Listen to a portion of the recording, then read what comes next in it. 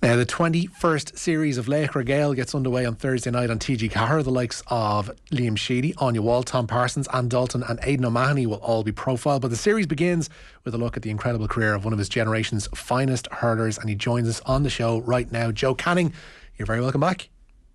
Cheers, thanks for having me, guys. Not a bother at all. Joe, how did this come about? Who makes the first approach? I'm guessing you didn't stand outside TG Cahir's offices and with the sign saying, "Isn't it my time yet?" How did this one come about? Yeah, literally it was a bit of a surprise for me as well. I was only a couple of months, I suppose, retired. So yeah, the guys from Edmonton kind of called me up and just asked would I be interested. And at the start I was kind of going, same as everybody else. I was kind of just, geez, is this my time yet? But I just talked to some of the family and they thought it might be nice for kind of some of my nieces and nephews that probably didn't see the start of my career, and then maybe eventually if I have kids or stuff down the line that they might be able to look back on one show and see a lot of it, you know. Did it put years on you essentially when that call came in, when you're thinking, geez, I'm not 50 yet, there's no need for this? Kind of a little bit, yeah, but even worse when you're looking back on stuff and you're kind of going, geez, that was 20 years ago or whatever. So that's a bit mad when you think about things like that, you know. How involved are you in putting together stuff for this show? Do they come with a list of kind of topics for you to cover? Do you kind of consult with them? Do you suggest things yourself as regards that you might want to cover? Or yeah, they kind of come with a few ideas, and it's either kind of yes or no. Do you want to do that or not? So yeah, it was more them coming to me with ideas, and then stuff that maybe I probably didn't talk about before that I might have talked about now when you're kind of retired and you're not judged as much, or people can't use it against you as much. So yeah, it was very much kind of both of us together, but very much probably more from their side than my side, you know. How easy do you find it to look back on your own career? I don't know if it's easy the right word. I'm not too sure. It's very kind of humbling, I suppose, to like when you're playing the whole time and you're still involved. You don't really look back on what you've achieved or what you didn't achieve, because there's always something else to try and achieve. So yeah, it's probably nice to look back on things that happened years ago that you almost forget about some things that happened, you know. Not forget about them, but it brings back good memories, you know.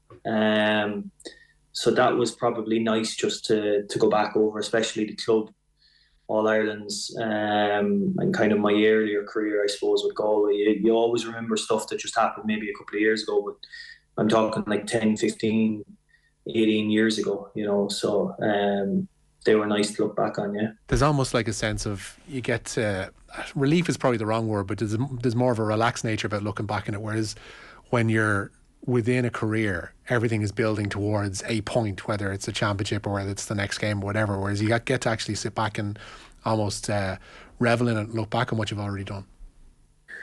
Yeah, exactly. And it's because there is something else coming down the line. So like if you were still playing, there's always this year's championship or whatever that you're worried about trying to achieve more rather than sitting on what you've achieved beforehand. So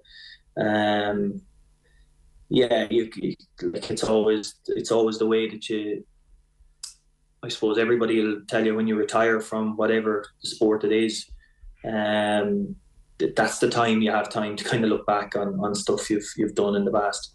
I think there was a quote in Friends, I don't know, somebody mentioned that they don't have a TV and they kind of go, well, what's their furniture all pointing at? Like, how have you found that time since stepping away from the Galway panel? Has it been easy I know you're still obviously involved in Portumna and you've got other bits and bobs on the go, but has it been like a major chasm that you've been trying to fill since then, or has there been other things to kind of keep you occupied?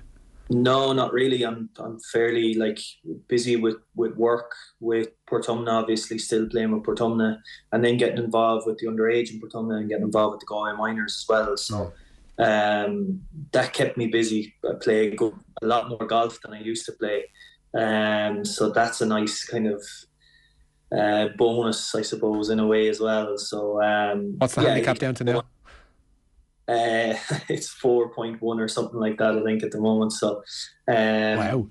but yeah, stuff like going on holidays whenever you kind of you want to go, Yeah. small things like that. Yeah, there's always better things than, I suppose, just relying on senior intercounty hurling for all your life. Yeah. There's a nicer side to it as well.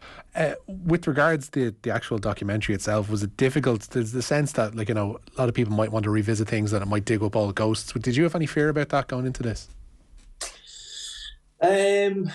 Some things, it kind of, that I never spoke about, and that you kind of wanted to get my point of view on it in a way, because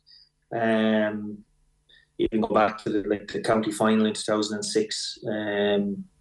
That's in it, about what happened in that. To me, never spoke about it before. So there's stuff like that. There's obviously things with trusting the media and stuff like that. After, I suppose, Henry in 2012. Things about, I suppose, Anthony's, the players getting rid of Anthony in 2015. So there's stuff like that, yeah, you could say nothing about it, but at the end of the day, kind of, I didn't say anything about it for a long time. So yeah, yeah, you just want to give your own perspective on it and not have people kind of giving not false perspective on things that happened, but I just wanted my side of the story out there, Yeah, exactly. The 2012 stuff is interesting, especially that quote from yourself, that you kind of felt that in the wake of those comments and in the wake of the replay defeat, that some of your own teammates blamed you for that defeat, which I find absolutely startling. Well, yeah, that's been bandied about today now. I think it's been blown out of proportion as well, right, by the media again, in how I said that. Yeah, obviously the comments I made gave Kilkenny an edge, right? But the media blew them out of proportion, the comments I made. I was actually trying to compliment Kilkenny in the way they were doing it. It's stupid what I said, no doubt about it. Hold my hand up. Unsportsmanlike was a stupid comment, but the rest of it was actually trying to compliment Kilkenny on how they go about things. And I said we needed to be like them. So when it came out after, the media obviously took it a massive thing, me against Henry or whatever, and that obviously gave a kind of an edge to Kilkenny, for want of a better word, for the replay. So it was obvious that lads were going to go, geez, why did he have to say that, give them an extra edge, and then we lost the match. So obviously lads were going to think, geez, if he didn't say what he said, we could have won the match. I got that sense from people, not directly from players, but yeah, I would have heard it after that. That's not a big deal to me. And I said that in the paper and to the interviews I've done yesterday. It's not a big deal to me. I probably do the same. So yeah, it's the media again, I think, pushing something that's not really a big deal to me. That's life. I'd probably be in the same shoes, Yeah. Do you generally believe that those, not your comments necessarily, but that people can pick up comments from different teams or their opposition in the lead up to a game, and that can add to? Do you genuinely believe that can add to the performance of an opposition? Yeah, I've done it myself the whole time. Yeah. And that's in it as well, be it good or bad. I used to live off people down on us the whole time, because it gave you an extra edge, it gave you another angle. Well, me anyway, and there's probably sports psychologists and sports people like that would say, no, that's the wrong thing to do. But for me, it definitely worked. I remember the journalist from Galway, John Fallon, wrote about us after a Wexford game. Ger Lucknan obviously had a lot to say about me down through the years. So yeah, whenever they said stuff about Galway or about me personally, I always took that and used it as motivation, So yeah, definitely teams use that. People say, yeah, we don't hear what's going on the week before a match, but I guarantee you they do. And people say, oh no, we don't. They don't put it up on the walls in a dressing room or anything like that. Never something like that. But you'd always have it in the back of your head that somebody is not saying nice things about us, so you kind of want to prove them wrong. And I used that a lot of my time playing with Galway and with Portumna especially. Yeah, that can affect people in different ways, though. I mean, what might be grist in the mill for you essentially might not be the case for the guy playing just inside you or whatever. Yeah, and that's what I said. Like, I just have to point out that sports psychologists would probably disagree 100% with me, and that's fair enough. But it worked for me, is my point. And that's the way I went about things. So, like, people have different personalities. It's not one shoe fits everybody. So they get ticked off with different things, and that's what I used. And like, even Davy Burke's in the documentary, he's saying that he was telling me to get off Twitter or get off reading the paper or whatever, and because he never did it. Yeah. And that was him, and we lived together. So I used to use that sort of stuff as motivation to get me up for games and stuff. Yeah. Would you be sitting there scrolling through different Facebook feeds and Twitter feeds on your downtime? No. I wouldn't be going seeking it or anything like that. But if somebody said to me, "Here, just see what this lad said about you," yeah, I would, and I'd read it. Yeah. And like 9 times out of 10, the heading would be completely different than what's said in the actual article as well, which is most of the time in general society, unfortunately now, especially social media, and you get all these clickbait kind of headings.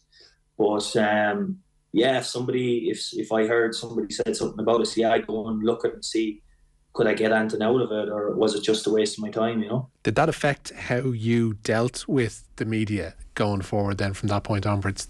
Were you more, from that 2012 point on, were you more cautious about what you said? Oh, 100%, yeah. I didn't trust media at all after that.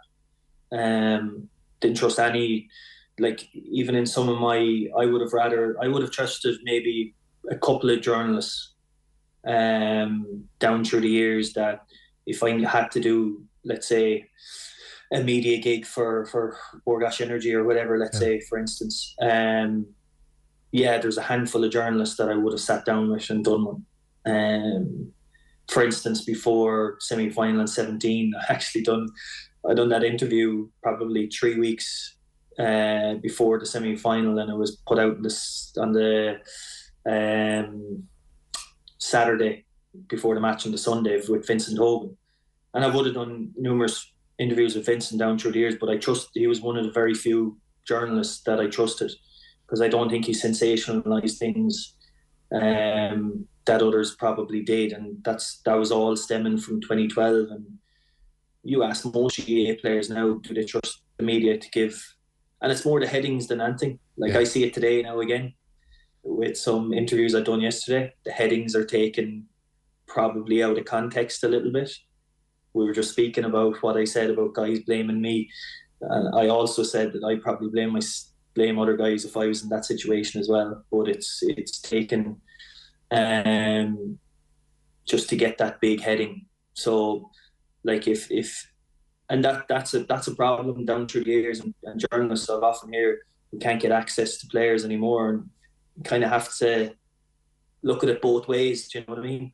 I think there's lots of players that would give an honest opinion, but in today's world, an honest opinion grabs headlines and sometimes doesn't turn out the way the player intended it to, because there might be one word that they click on and then it's blown up into something that's not actually what they said at all.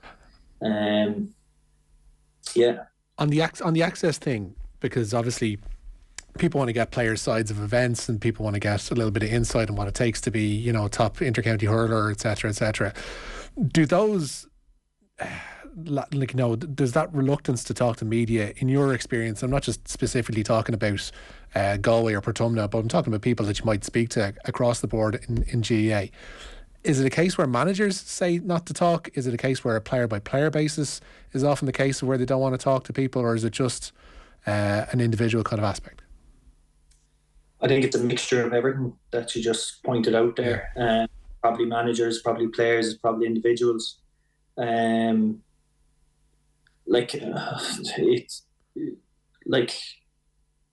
I still think it comes back down to the trust that they have with media nowadays. Yeah. And a lot of it is probably the clickbait media. I'm not going to name any names, obviously, but like there's certain areas where they just run with a heading and it's a completely different article than when you actually read down through it. You know it yourself, like everybody knows it. That's not a new thing to anybody. But I think it still goes back to trust and what's said. And I think it's a shame, really, because we need to promote the game. We need to promote the game, like in the next. Give for instance, this year now, 2023, we'll have six months of kind of like national media coverage of, let's say, the inter-county game, and then the next 6 months going to be the Rugby World Cup. Yeah. So you have half a year where, and people say, yes, the club game is on and stuff like that, but I'm talking about a national scale. I'm not talking about a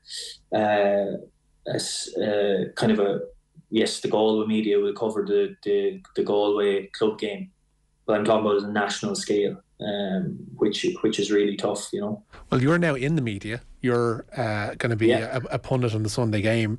Are you kind of wary that clickbait nature around coverage, essentially, in a wider aspect, but also regards what you might say of a Saturday or Sunday, if you're on a game, that might be taken out of proportion as well? Do you still have to? Are you still going to keep your guard up, or are you going to be as honest as you can be on TV? I think I'm going to be as honest as I can on TV, because I'm not representing another 34, 35 guys or 50 people, for instance, in a group of, let's say, Galway inter-county hurlers. So when you were involved playing, you were always worried about what the other guys maybe thought, or you're representing them. Do you know what I mean? So for me now, I'm representing myself, really. So I'll be as honest as I can be. Like, I'm not going to be criticising players just for the sake of criticising. I'll give my honest view on whatever it is that happens. And that's the only way I can do it. I was always fairly honest in my views, but I was probably a little bit more guarded in certain aspects, because you'll be always kind of worried about that heading. And that stemmed from 2012 totally. So hopefully I'll be as honest as I can, and I won't be everybody's cup of tea. People are going to disagree with me, and that's the beautiful world we live in, and that's fair game. And like, I know well I'll say something at some game during the year, and 20 people might agree with me and another 20 will disagree with me, and that's fair enough, that's fine. And people look at this interview as well and go, he's talking a load of shite there, or else he's go, geez, yeah, he makes a fair point. And that's life, and you have to accept those things as well, you know. Yeah, well, I'm just going to clip up that term, he's talking a load of shite, when you're talking about me, and that's going to be your our version of clickbait this evening. Have you kind of spoken to anybody about the punditry? Have you kind of consulted anybody? Have you gone to anybody for advice who's done it before, or have you just based, you know, your previous viewing essentially as preparation enough? Yeah, well, I done one last year with RT as well, so I saw what was it entailed, I suppose, last year. So and Ollie was involved as well, obviously Sky last year, and for the last number of years. So yeah, I soundboarded Ollie, and I kind of knew what I was doing myself as well from last year. So yeah, it was, and I do a bit of writing as well during last year's championship as well. So. I'm fully turned now, nearly. I'm ready to go for this summer as well. Another one of the things that was looked back on in the Laochra Gael episode was the 2015 episode around Anthony Cunningham's departure, and to come so close to winning an All-Ireland as he did that year. And again, you spoke about your own role in potentially that game being turned. The subsequent, was it a vote essentially of confidence in Anthony Cunningham and how that transpired? You mentioned afterwards that you weren't necessarily in favour of how that turned out, or in favour of Anthony leaving for sure. What was your take on that now that we're kind of 7 years removed from it, or 8 years removed now from it? Yeah, listen, it's a thing at the time that I suppose, players wanted to change, I suppose. And yeah, we had a vote, everybody kind of knows that from back then. And yeah, I voted to try and keep him. I was obviously in the minority, and the reason I did it was because I thought we should have looked at ourselves and not blaming management for for us not actually winning the All-Ireland, the previous September. And yeah, there was points obviously that I didn't agree with and changes that I thought maybe we should do, but I just didn't think it was the right thing to get rid of him. And that at least that's fair enough too. And that's life. You have to, when the decision is made, you row in with the guys and the majority rules, and no matter what walk of life you're in. So yeah, we got on, put a lot of pressure on ourselves, obviously, for the next year or two. And I suppose, like, it's funny, like, we won 2017 and probably people kind of forgot about it. But if we never won the All-Ireland, it probably would still be hanging over a lot of lads. So yeah, in hindsight, won the All-Ireland, everybody thinks, right thing to do, but yeah, it just didn't sit right with me at the time. And sole reason I thought we should have been just looking at ourselves, and we're the guys that's in the four white lines and playing on the pitch. And yeah, that was all basically, yeah. Even though you didn't obviously agree with the decision, being put out on the ledge as that vote did, no matter which side it came down upon, it kind of left you with no other road but to self-examine, regardless of who was going to come in as a coach after that. And it was Micheál, and he went on within 2 years, 18 months, however you want to frame it, to win the All-Ireland. But it certainly gave you a little bit of a tightrope walk that you had to make it, or otherwise everybody was going to look bad looking back on that decision. Yeah, for sure. It put huge pressure on us. And like 2016 didn't go as well as we wanted. Like, we lost the Leinster final. Again, kind of in the same way to Kilkenny again. We're leading for a bit of it and then lost our way in the second half. And then lost the semi-final by, I think, a point to Tipperary in 16. So, and they went on and won the All-Ireland. So, yeah, 16 wasn't great, really, when you look back at it. And then Everton in 17 just seemed to click into place. But yeah, there was a lot of pressure on guys, and lads obviously realised that making that decision to get rid of Anthony, listen, the pressure is going to be brought even bigger. From the outside, we already felt it inside with the weight of not winning an All-Ireland for so many years, but it was obviously 10 times greater when you make a decision like that. Did you ever feel overburdened by that kind of expectation that Galway, quote unquote, should win an All-Ireland, or that you specifically should, given your talents, win an All-Ireland? Did that ever feel like it was too much to bear? Too much to bear. It did at times, sometimes. Excuse me. Yeah, it did at times. It wasn't. It not when you hear it from the outside. There was pressure from the outside to win, and why aren't you performing? And because we won, I suppose, a lot of minors and a couple of under-21s, and the underage success is generally good in Galway. But like, if you look at it realistically, we have 5 All-Ireland senior titles. Galway have. Compare that to like, say, Kilkenny or Tipperary or Cork. Like, they have, I don't even know what they have, but they've definitely 30 in the 30s anyway, if not the 40s or whatever it is. We were never, let's say, one of the traditional counties to win All-Irelands, if you want to put it that way. Sure. So this expectation that we should be winning All-Irelands is some way skewed by how successful we were at underage. And it's not easy to translate that onto senior success. Like, again, we won a couple of minor All-Irelands in the last few years, but it's taken those guys 6-7 years now to get their stake in the senior team. It just doesn't translate success from underage to senior. And that was probably the biggest thing. Like, I remember Limerick even winning 3 under-21 All-Irelands in a row. And they didn't win, with that team, they didn't win an All-Ireland until now. And they're all gone nearly. Well, they are all gone. That's a long time ago.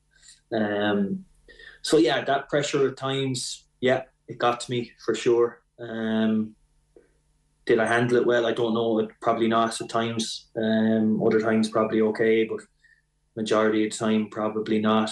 How did not handling it kind of manifest itself? Sorry? How did not handling it well kind of manifest itself?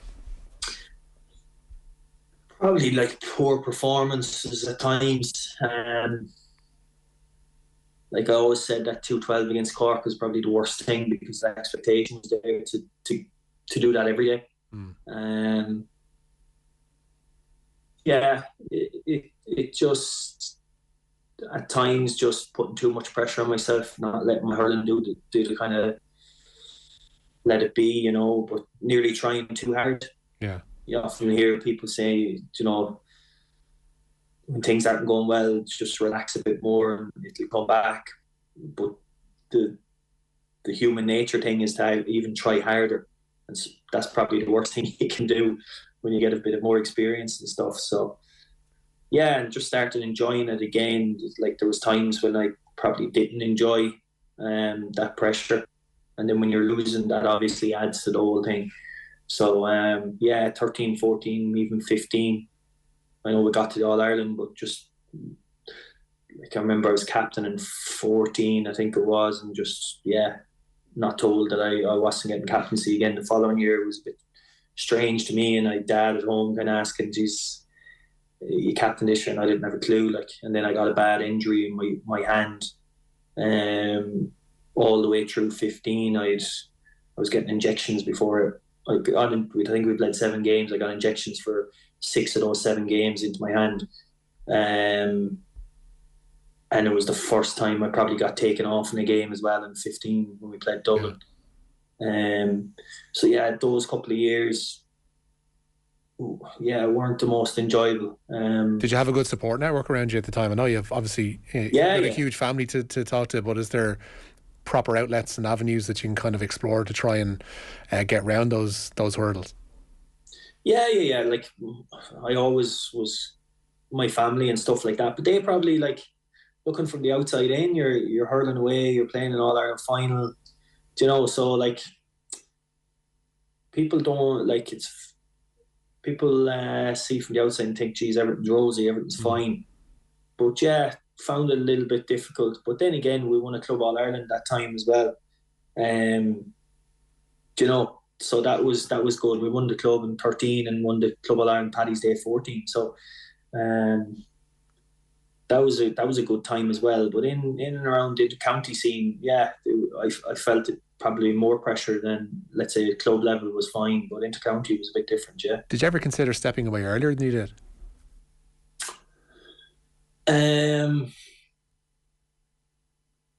Like at times it probably entered my head.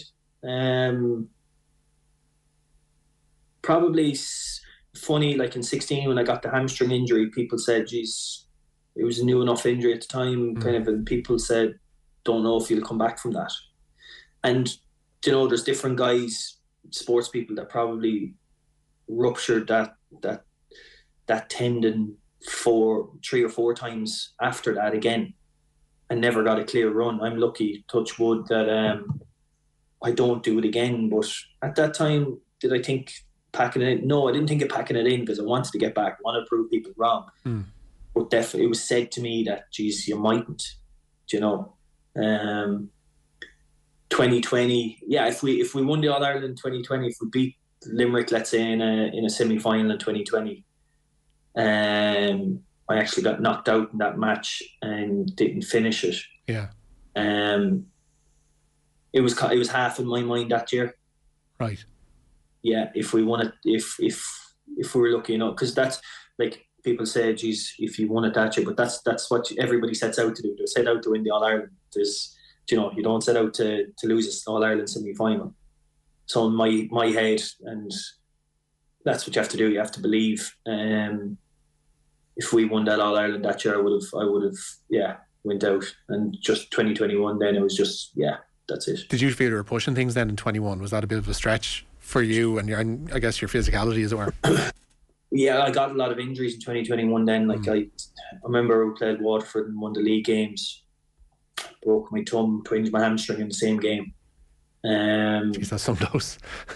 Yeah. Then I had a heel pain in my foot for a long time that I couldn't get rid of because it was kept training and stuff. Yeah. Just stupid little injuries that you're kind of going, geez, like It's this kind of like niggly stuff that doesn't keep you out, but can still play on your mind and not give you 100% for your performance. So that kind of stuff. Obviously, I was thinking, geez, is this just a sign now that I'm picking up injuries after injury after injury? And then I was a bit of a pain in the hole, obviously, because like I wasn't training that often. And then I was in the physios, and I hated that. Like, I hated that. So, that wasn't good. So yeah, there's no point hanging around if you're only going to be, bit part, and you're not giving 100%. Did Henry ever make any kind of approach to yourself to continue on, or was it just set in your mind that you were done after 21? No, yeah, he gave me a call. He gave me a call, all right, yeah. Remember, I was actually in this room, like COVID at the time. So he rang that day. So, I was at home here. And yeah, but my mind was like, obviously my head, right? Yeah. My head I'd still love to be playing. No doubt about it. Everybody, I think, would love to still play as long as they can.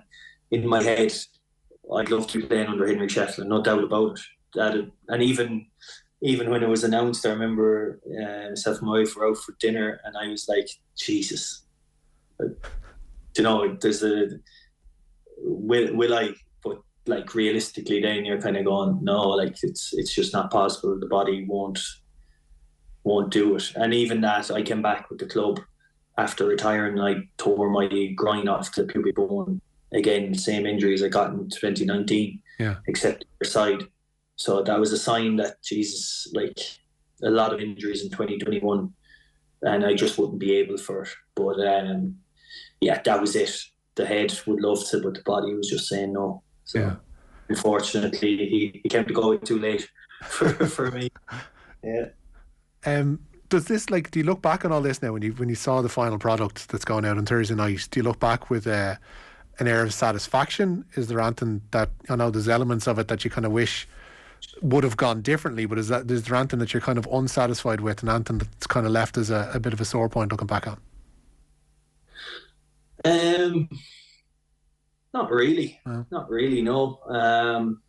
What's for you won't pass you by. My mum always used to say that to me. So, I'm very content with what I've achieved.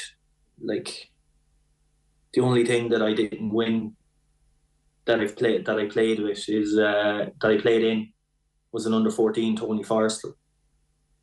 So everything else that I could have won, I won. Yeah. So like, there's no regrets in anything. Do you know what I mean?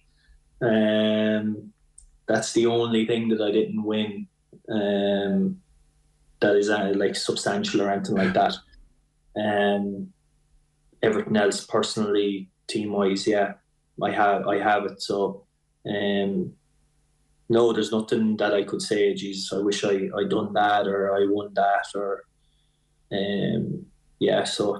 pretty content. As you mentioned there at the top, you're involved coaching the minors and stuff.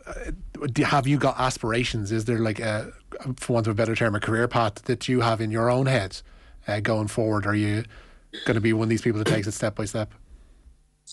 No aspirations really. Yeah, step by step more so than anything. Like when I retired, I didn't think I'd be getting into coaching or being a selector or whatever. No, I didn't think. If only Fergal Healy rang me and asked me to get involved, and I kind of went, Jesus, yeah, maybe. Only until he asked me, then I thought about it. I'd love for our Galway minors to get into Leinster. That'd be an aspiration of mine for this year, or any province for that matter, just so they can get games. I've now, as of now, I've no aspirations to go any further or anything like that.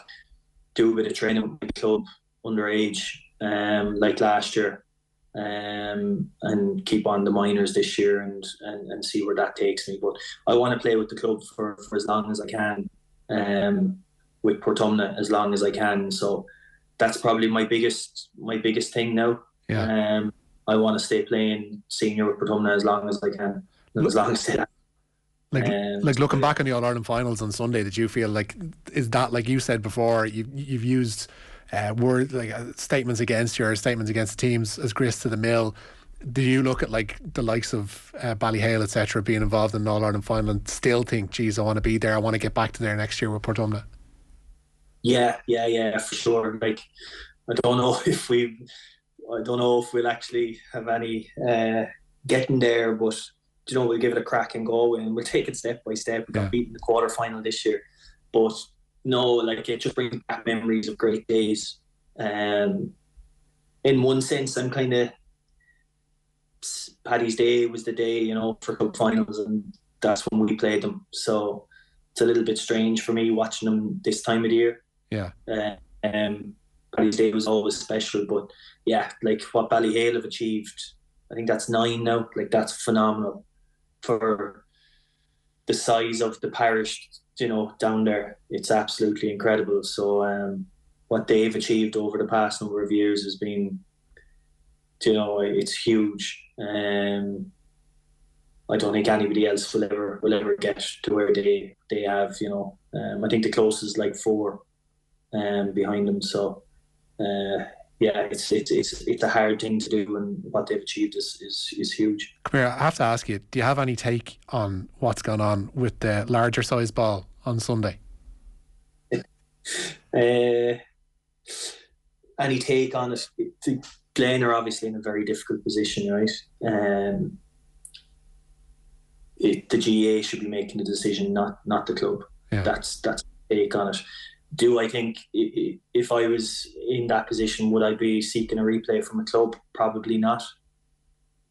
I'd let it stand from a club position. Why not? But I'm kind of. Did it make a difference to the outcome of the game? I'm not too sure. I'm a firm believer, if you're good enough to win it in the day, you're good enough to win it. Did that player have an influence on the outcome of the game? I'm not 100% sure. I understand that, yes, 16 players on the field, the integrity of the game. Can somebody else do that if it's not dealt with? For sure. But I just don't think it should be the club's decision. I think the GA have to say it's either a replay or whatever they want to do. I just think it's very unfair on the club. It could come back to maybe, if they get a replay, Kilma could win, or if Glen win, there's always going to be a little bit of an asterisk on it. If Glen, I'm just not too sure if it's Glen, if Glen should make the decision. That's all. Okay. Joe, what's the plan for Thursday? Is there going to be like the big screen pulled down in the club hall in Portumna? Are you going to get extra chairs into the sitting room to watch it on Thursday, or how are you going to approach this? Yeah, no, I'll go up to Dad. I'll go up to Dad and watch it up at home.